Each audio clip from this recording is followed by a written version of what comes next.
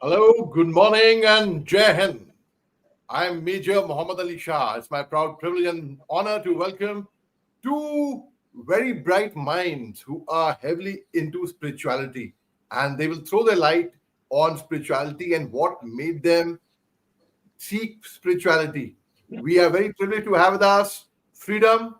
Freedom is, as you can see, he's an American national, and Freedom is a student of life and Vedanta, a spiritual practitioner, an entrepreneur, an avid sportsman, an empowerment speaker, a mentor to the world's youth and young adults, a spiritual wellness facilitator of the Revolution to Freedom Retreat, and a facilitator of men's healing circles, and a facilitator to men's healing circle that I just mentioned to you. He is a pillar to his community, a friend to all living creatures, all, when I say all, I mean all, and most of all, devoted and growing up and living the grandeur and dignity of a human being. That is Freedom for us, Freedom Jeffery. Please welcome him, ladies and gentlemen. Here you can see on screen as well this young girl, this young little girl, and I would like to call her Antara Mohan. Antara Mohan is a young achiever, and she is a best-selling author. She has just released her book recently, Blissfully Yours Always, which I always tease her as, what do I call the book? Truly, truly yours. Okay. And so Antara she went to one of the best schools in Calcutta, Lakshmipat Singhania. Thereafter, she went abroad. She went to the UK. She went to London. She studied law. She came back. She took up Vedanta philosophy, and she spent 3 years in Lonavala. And here they are. And Freedom and Antara met at the ashram in Pune. Freedom has practiced spirituality in depth. He went to the Osho ashram. He has been a follower of Osho as well, but he's a follower of Vedanta as well. Both are little contradictory, but both are into spirituality. Let's go ahead and first come in conversation with them. And Freedom and Antara, thank you very much for taking time. It's indeed a privilege to be in conversation with both of you. Thank you so much. I feel so blessed to have such two special people who are so close to me in this interview. Thank you. Yes. Freedom, let me Thank ask you you for one having thing. us here. Yes. Thank you, Freedom. Thank you. Freedom, let me ask you. People will wonder when I say who is Freedom. People say, why is he saying who is Freedom? It should be what is Freedom. Anyhow, so here we have Freedom, and you can see the great guy. See, for this question is for both of you actually. First, I would like to Freedom to answer this. See, Vedanta is an ancient philosophy that offers timeless wisdom for modern living. Could you share what Vedanta means to you and what inspired you to walk this path, Freedom? Beautiful question. Beautiful question. Thank you for asking it. Thank you for allowing us to be here on your show. It's such a privilege, such an honor. So what is freedom? So what is freedom? Freedom. So I came across Vedanta philosophies about 2 years ago when I was traveling through India. And when I said that I was going to commit to coming to Vedanta, I know a powerful, wise Indian who had said to me, Freedom, you have made the best choice, because yoga can give you a beautiful vehicle, the body, to move through with. Meditation can give you a beautiful person sitting behind that vehicle. And that is starting to become aware that somebody is in here in this vehicle. But what Vedanta gives you is the map. And that's the intellect. So with the vehicle and with the person behind it, if you don't have a map of where you're going to constantly, God knows the directions that you're going to be sent in. And we see this in individuals. We see this within ourselves. When we are not set for a higher ideal, higher values, if we do not know the direction we're going, God only knows where life can take us. So he was telling me this, and I heard him, and I understood the words that he was saying, but until I joined Vedanta and started to go to Vedanta, this is when I really understood it. And as I tell people that I know back home and in America, and people have no clue about Vedanta, have no clue about a true yogi, I tell them, imagine learning your iPhone from Steve Jobs. This is what we are learning. We are learning the human being from great spiritual enlighteners who had a direct experience with the fourth state of consciousness, with the self, with the Brahman, with the God. So this is where the philosophy has come down from, these great spiritual masters who had a direct experience with this next level of consciousness. So this isn't just a philosophy, it isn't just a science. This is a philosophy, a science from direct experience. So this is what Vedanta is, and it is such a pleasure and a privilege to be able to come in contact with this knowledge and to gain the awareness and the knowledge of who we truly are, and that's the self. So, wow, very well said, very well said. Freedom, just before I come to Antara, I would like to ask you, when did you come to India? When did you relocate to India? And why did you choose India of all countries which you had in mind, which you could have gone to? So the quick answer to that, I was traveling the world, and a friend of mine from Florida, that's where I'm from in the U.S. Florida, I call her Miss Goddess because she stays in tune with spirit. She calls me and she says, Freedom, you should come to this yoga teacher training with me in Peru, because spirit told me there you will meet an Indian yoga teacher who will take you around India. She knew nothing about this place. She knew nothing about it. And so and behold, I was like, yes, I trust you fully. So I signed up and I went. And lo and behold, I met my spiritual sister there. Her name is Kranti. She's an Indian yoga teacher from Pune. So she Okay. spoke a lot of Osho and everything. And you know, I'm a follower of Osho, so it resonated with me. So we talked after the yoga teacher training, and she was like, yes, come to India. I will host you. So I came to India, and we traveled around for 2 months and all around India, all things spiritual. And once she started to know my personality, she said, Freedom, we have to go to Vedanta. You would love the teachings there. And sure enough, we went to Vedanta and we seen a night discourse and a morning discourse. And that was it for me. I knew at that time that the teachings resonated deeply with me. And this is a place that I wanted to immerse myself for the next 3 years and to really elevate my spirituality. Oh, wow. So, freedom and Yes. Kranti's revolution. So, Azadi or Kranti. That's a So that's the revolution to freedom retreats. We run spiritual retreats also. So that's when we were traveling around India, people would actually say to us, like, how did freedom and revolution travel together? How did this happen? Like you can't make this up. You can't put this together. So it's amazing that you know this. Yes. So that's the right. short end of the story right there. Yes. Mhm. Right. Andra, like though of course I know about it, but I'm sure our viewers they have seen your interview on the book that you wrote on uh, dedicated to Dr. Patasarthi. In fact, so we would like to know from you what made you studied in London, you came back. What made you take up the path of spirituality? And one common question which I observed when I was in Calcutta was people were asking you that do you think your education has gone for a waste? One common question that, and you answered that beautifully. You would like you to tell our viewers on that. What made you take up the path of spirituality, and what about the past education about law and other things that you had behind you? Yes, of course. So, when people talk about spirituality and Vedanta, they think that it's philosophy. But for me, it's definitely coming home. It's literally about this silent whisper in the chaos of life that gives me alignment, direction.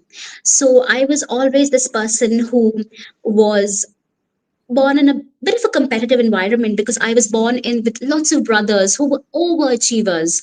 My brother who winning science olympiads and spelling champs as a kid, writing a book which is published by HarperCollins in a very young age. My It was cousins. Jeffery who wrote that, yeah.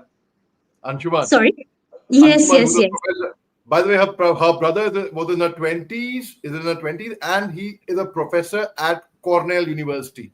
Yes, please go ahead. That's Perhaps right. the youngest professor in the world.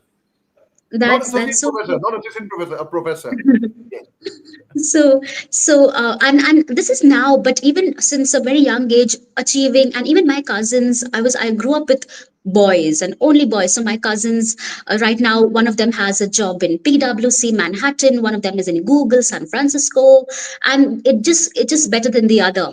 So I grew up in this environment, and I had these 5-year plans. According to my 5-year plans, I would have probably had a kid by now. So I always was like, I want to get into this law firm in London, and this I want to work under this particular partner who has this kind of reputation and work in this case. But there are God plans and there are our plans, and then God's plans are way bigger and way more magnificent than our plans. So when I came across Vedanta in a time of searching, when I asked questions to myself as to why are people suffering? Is there a reason why such innocent people are suffering? Is it about karma? Is it past karma? Is it karma from previous births? Because even Freedom would agree that in the Vedanta Academy, we always discuss that how come a boy is born with cancer, like is born with HIV, and a little baby gets cancer when they are like 4 or 5 years old. So how is it happening? Is there a cause and an effect? Because Vedanta is very scientific. It's spiritual science. So when I asked these questions, I literally I didn't it wasn't as if I gave up my life in London, but I embraced an ocean, and I became the ocean, like you always say the poem, sir. So and then when people ask me that, what about your education? You studied so well, and it wasn't and I was a very good student at school as well. Even in university, I was out there. I was a member of the law clinic and the arbitration society, and I used to represent my university at LSC very, very often. So I used to keep traveling to London to LSC and represent my university, even though I looked very small and meek. I used to be a very good speaker there. So when people ask me, I always tell them that no education ever goes for a toss. Everything we have learned so far always comes useful. And and if you also watch Slumdog Millionaire, when he's answering his questions, if you think he always goes in flashback as to how he'd know the answer for that particular question. So I really feel like my life is so, with God's grace, it's going to be so long and wonderful. So I just feel like I will use my law degree, and I can always be a lawyer. I can always come back to law. But now that I'm doing something so different, I really want to embrace it and love it fully. That's so nice. Okay. This for again, both of you, freedom is such a powerful word, and it also happens to be your name, freedom. Now, what does true freedom mean to both of you, in fact, not just in words or in a worldly sense, but on a deeper spiritual level, freedom? Let me get it from you first. Yes.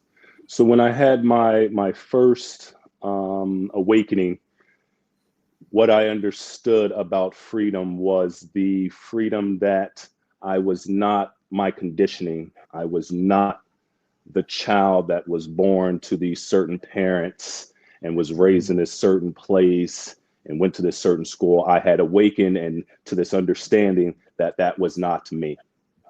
So that was that first level of freedom for me. What I've into now and starting to understand a deeper level of freedom is to be able to show up authentically in each moment through each experience. And what that means is without attachment, without any desire that I'm needing from this experience. So when you can show up without attachments and without any desires that you're needing something from this experience or this moment, now you can show up authentically and be of true service and sacrifice to anyone who's needing it for that moment, for that experience, because you no longer are trying to take from it. That is true, a deeper level of freedom for me, where I'm looking to strive and get to just be self-reliant, self-sufficient, where you are not needing anything from the experience and you can be of true service and sacrifice. So that's the freedom that I am seeking right now. Yes. Very well said by you, Freedom. Very well said by you. And Yes. Antara, let's hear it from you. What, according to you, does freedom mean? Not our freedom, the freedom word. Yes, of course. So, since I was growing up and even in law school, freedom in the most traditional sense meant freedom of expression, freedom of speech, freedom of open borders where EU countries can, people can go here and there and settle in EU countries. But freedom to me definitely means freedom from the tyrannies of the mind. My mind Right. really can, make like the heaven out of hell and hell out of heaven. And if I can just wake up with that feeling that I'm not worried about the anxieties of the past and the worries of the future, if my mind is free. I think there's a poem as well, right, where the mind is without fear, or When the that's there. mind is without fear, the head is held high, when all is free, and the world is not broken into fragment by narrow domestic walls. By Rabindranath Tagore, of course. Yes, Yes. and he's from Calcutta as well, from my city. So then if I can just wake up with that, because I do have this from a very small, very young age, I do have stress issues, and I do have issues of overthinking and over-analyzing, and especially when it comes to relationships, things like, did I hurt somebody? Did I unknowingly say something that might have spoiled a relationship? Something like that. And I used to keep like beating myself up to that, oh, so if I could have done this differently or that differently. But now I made it a point to actually go to them and tell them that, hey, this is what happened and I didn't mean, and maybe it came out in this particular manner. So freedom from the anxieties of the mind, which is very difficult to achieve. If someone achieves that, then they would be god, isn't it? But if I could achieve even like some percent of that, then I would be like so much freer. And this word freedom is so freeing, I think, this word. And that's what I think. It's just about, and it's so weird. So I have this beautiful calendar. It is not a calendar, it's basically a quotes thing in my house. So it's so weird that this has a quote for today, that I keep flipping this. And today's quote is, the mind is its own place, it can make a heaven out of hell and hell out of heaven, by John Milton. So it's so true as to how we can overanalyze situations and spoil so many things. John Milton was one of my favorite writers and poets as well. I remember Mm, right from my school days, we grew up reading John Milton, in fact. Freedom. mm, Tell you one thing, Vedanta teaches yes. us a set of goals, that give our best effort and that surrender to the outcome. But in reality, many struggle with letting go of results. How can one live surrendered life, trusting the things, the work, as they would, as they should? I mean, how would they surrender? Great question. Great question. It's interesting because I'm actually doing. I do a YouTube channel, Beyond Freedom, and You actually just I'm just doing a tell our series subscribers where our subscribers about your YouTube channel a bit. so the YouTube channel, I do three segments, and it encompasses sort of me. So I do a empowering motivation on Mondays, and it's sort of like a series. So it's not just a quote or anything like this, just to motivate you. It's to really empower you. So to get the knowledge and to really empower you. So I take about 3 to 5 weeks breaking down certain universal laws, universal truths, to really give people the power to understand truly who they are, and the way that man has flipped universal laws.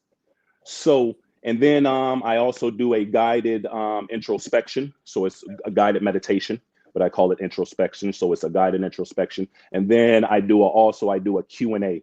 So people send in questions, love, spirituality, money, whatever it may be. And I take about 10 or so minutes to deep dive into each question, for my deepest understanding at this present moment. So that encompasses the YouTube channel that I do. So right now I'm actually taking on the question for the empowerment segment. It is work for reward by work, not for your work. So this is a universal law that has been twisted. Everyone thinks that they need to work and then you get a reward. But really the universal way of it is your reward is your work. So when you fall in love with what you do, you're not, you don't have to worry about dropping the result. This is where people, with spiritual truths and laws, people think that it's something that you need to do. You can't do it. You cannot drop the result. You cannot drop working and expecting something from that, the fruit from it. You can't just drop that. What you do is you grow into that.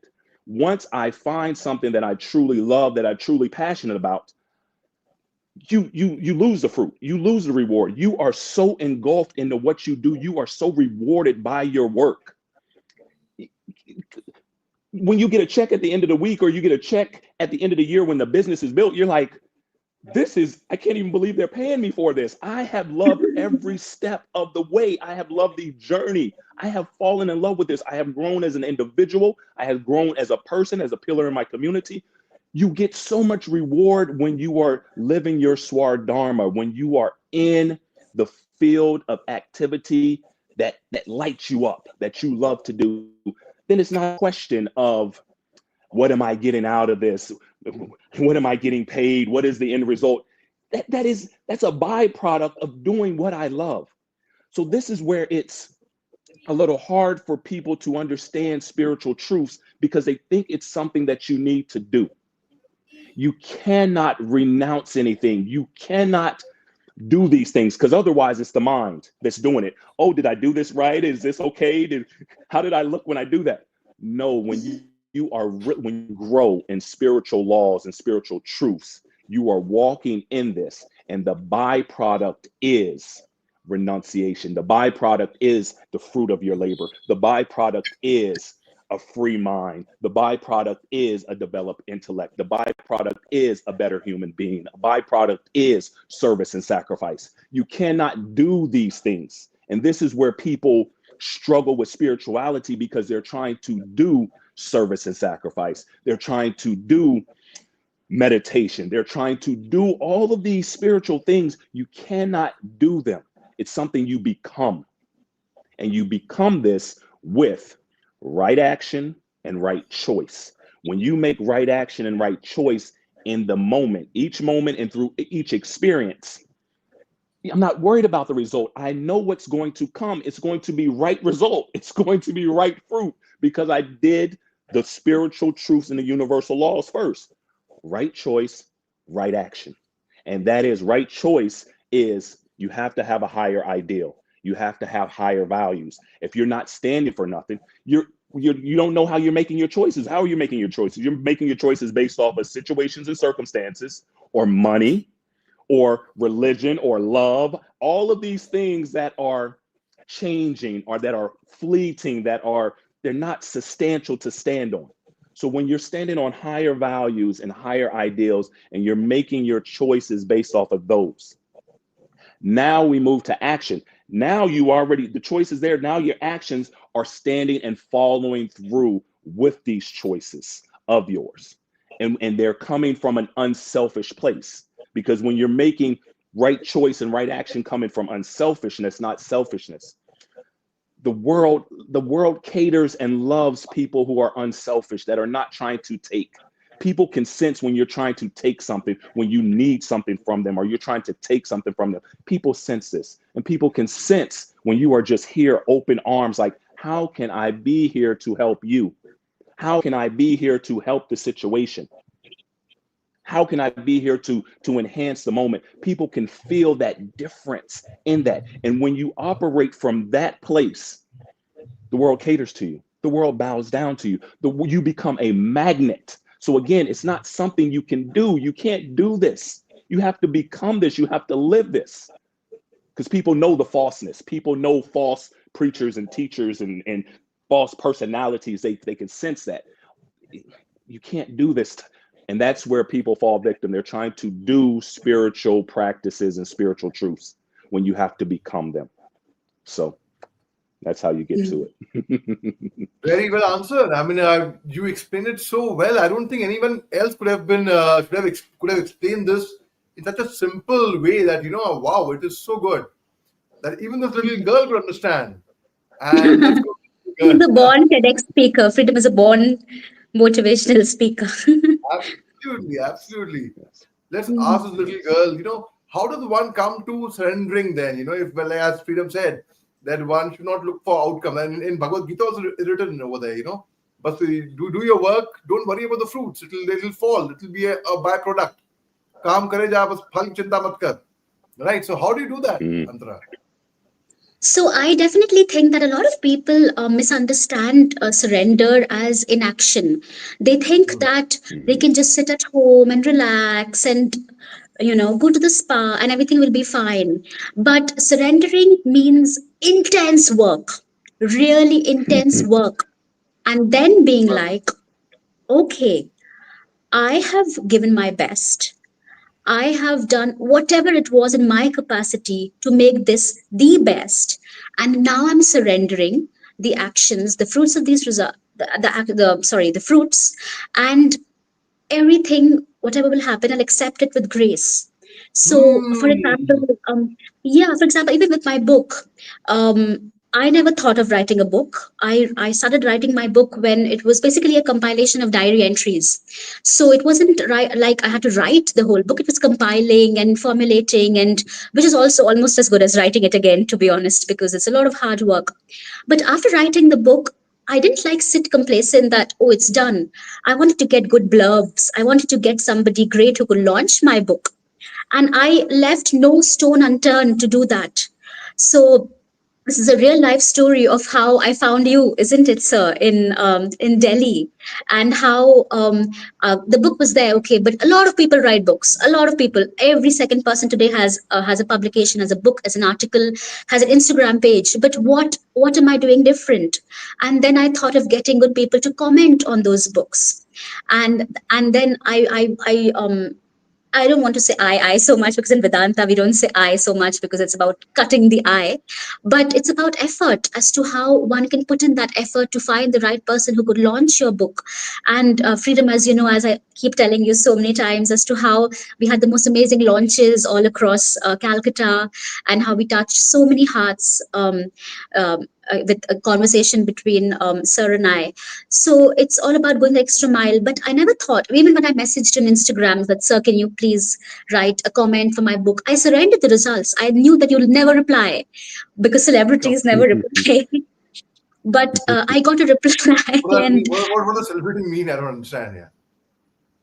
celebrities are celebrities. They have this factor, and they have an attitude, and I don't know, they think that they live in a different world.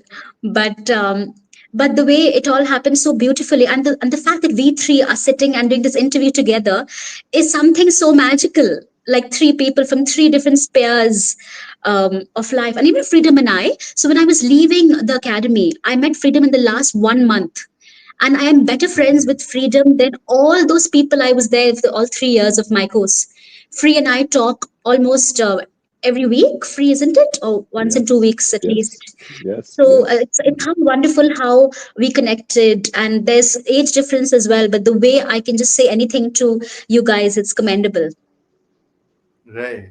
Thank you. The way the both of you explained Vedanta philosophy and the way you both spoke about your path in spirituality, I truly think that both of you should give your ideas on a TEDx platform. That will be a much larger and a very, very good place to share your ideas with. On that note, let me ask Freedom. Freedom, tomorrow if you get a call and your phone buzzes and you get a call from TEDx that you would want to speak, they would like you to speak on TEDx, what would you like to speak on? Of course, I can guess it could be on Vedanta philosophy. How would you put across your idea on a TEDx platform, Peter? Great question. Again, wonderful questions, beautiful questions. Mine would be it would be titled, I Survived Rap Music. Oh So, wow, wow, wow, wow! How you survive rap music? So you used to be in the rap yes, earlier. MC Hammer, you can't touch this. You can't touch this. yes, Okay. but Right. for a Black American youth in America, from low income areas, inner city areas, rap music is like devotional music to an Indian. The rappers are gods with little g, and the lyrics that they speak are like holy scriptures. We take this, we embody these lyrics, embody these words, and strive to live by them, because these idols have everything that we're dreaming about. They have the money, they have the girls, they have the riches, they have the celebrity, they have all of these things that a little poor little child is dreaming about. And then if there's no father figure in our households, this is the man that you're up to. But as we know, rap music isn't always leading us to our highest selves.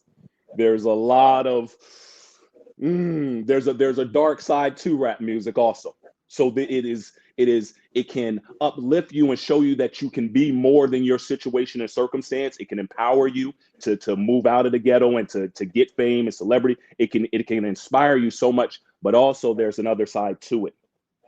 And again, if you are a child that does not understand influence of music, movies, environment, family, people, you can get swept away by this, and it can have you down a road that a lot of young Black youth do not make it out of or back from.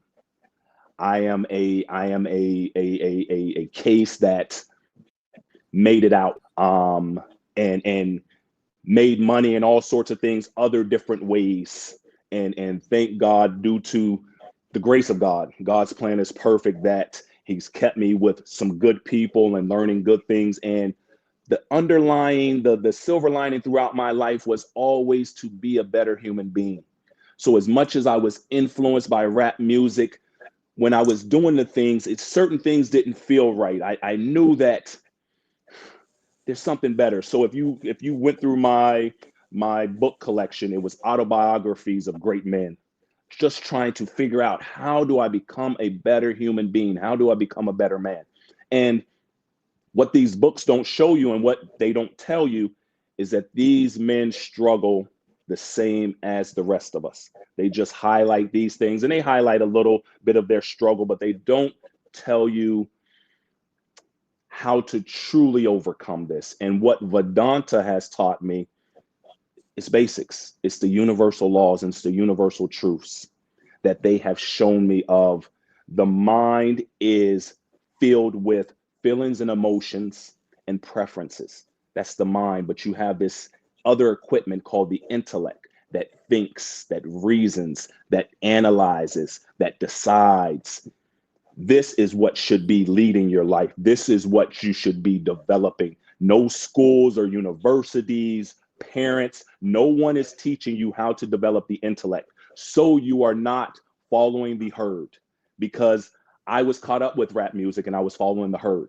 Thank God I did not get locked up, or I'm not dead, or God knows whatever else could have happened to me. So that's why my TEDx talk would be I Survive Rap Music, because that was the thing that was fully driving me, that was inspiring me, that I was caught up in, that I was following the herd with, because I did not have an intellect to stand apart and to stand alone and to really reason and judge and decide and analyze the music and say, oh, this is music. This is this.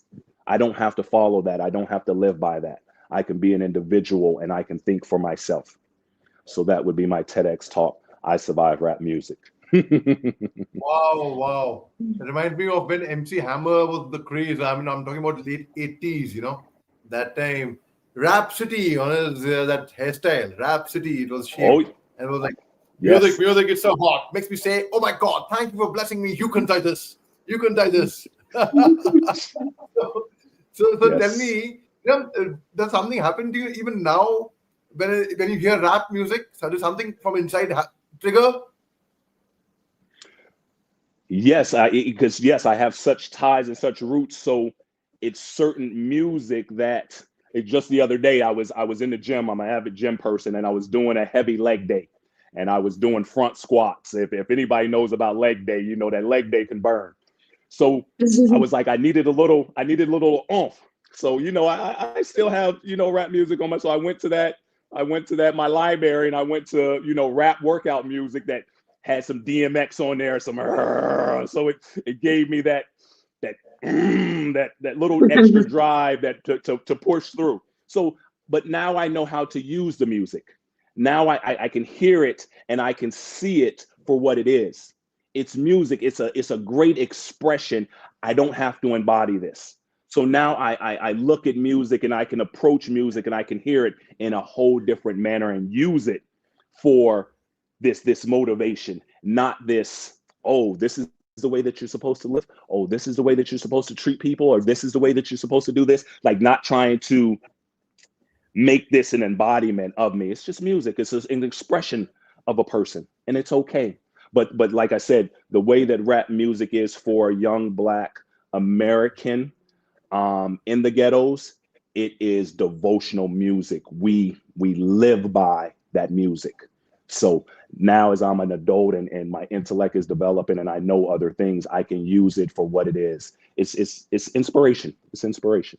Yes. Right. That's very, very, very well said by you. Let us ask Antara. Antara, if you tomorrow your phone rings and they have asked you to give a TEDx talk, which I suppose and I presume you would be giving very, very soon. And what would you like to speak upon? I think last time when we had an interview, I said that I would speak on from rat race to inner grace. But with little bit of like evolution since the last time we did this interview, I think that maybe something like stop postponing your happiness. Oh, wow. Some, Ooh, yeah, ooh. because I really feel like all my life it's always been like, oh, the next job and the next interview and the next event and the next person and the next, and then I was like, wait a Hmm. minute, you know um I've never stopped and even like reveled that, oh wow, whatever happened yesterday was so beautiful. Never thinking about that. I'm not saying that one has to get obsessed with the past and become obsessed with themselves and everything, but just being very grateful of whatever happened. So after my book launch, which we had like 6 or 7 amazing book launches all over the city, I did feel a sort of a low because imagine you're in a high and you've become like a mini celebrity and people are taking your autographs, and the next day you're like, oh my god, now what? Now what's going to happen? Uh, like, how will I get the books up and the sales? And there's so many thoughts that come and entertain your mind.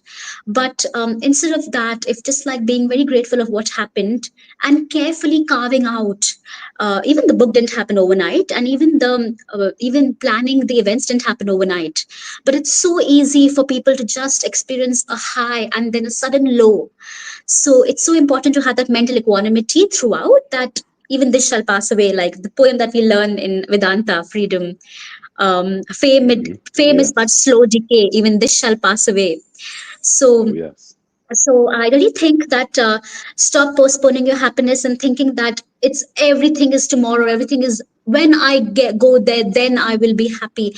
It's like it's an inside job, and if I can master that, then all of my problems would be solved. I think, because I really live in the future, and if I can center myself in the now, enjoying this interview, enjoying how blessed I am to have to be speaking to my two favorite people in the world, and expressing myself with so much comfort. So that itself is a blessing, and being so happy about it. Thank you very much, Freedom and Antara. It's been such a Yes. pleasure being in conversation with you, Yes. and thank you for Yes. taking your time. Such a Yes. privilege to be in conversation with you guys. Thank you very much. Have a nice day. Yes. Thank you so Yes. much. It's Thank been you. such a Thank joy being. you for your energy. Thank you for your time. Thank you for having us. Such a pleasure, such an honor. Thank you. Same here. Likewise.